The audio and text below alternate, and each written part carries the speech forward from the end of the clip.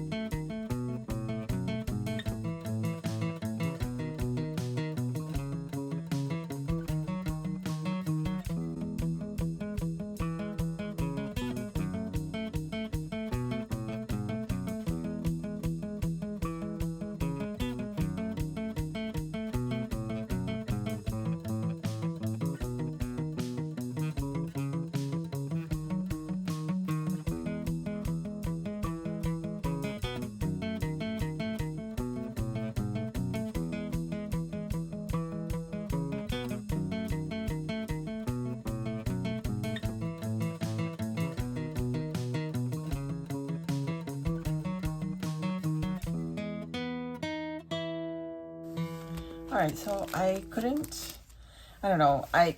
justify spending the time on moving all these tiny stickers to another sheet of paper that will fit. So I left this one and this one. These are from the Happy Planner. There's a lot of stickers there. I just didn't think I should move those. These ones don't fit, but they are a sheet of paper. So I'm thinking if I can use one row, I'll just cut that off and then it'll be able to fit somewhere, even in my other albums. Lots of little stickers here too. I didn't really want to move over. And then I think I'm going to try to use these two things. I'm going to try to put them into my weekly planner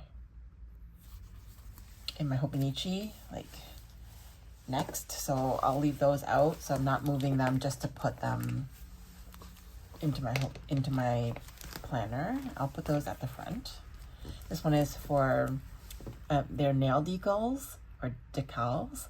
I don't know how to people say that, but I want to try to see if this will work, because I thought initially these were just tiny stickers that would be nice for my planner, but I'm gonna try this one for the Chinese New Year or Lunar New Year week, which is the February 17th. And then this one is so old. I think I've got part of a kit from Simply Beautiful Plans, some leftovers from that same kit, and then one that I got as like a Happy Mail D-stash, which I thought the colors matched quite nicely. So maybe like a spring week, I'm not sure, but I will find a place for these ones to decorate in some following videos. I think I'll do that first before trying to figure out where to fit them into my binder. Then I have a bunch of these. Oh, so I guess I was successful in condensing down this. It was also another D-stash that I got.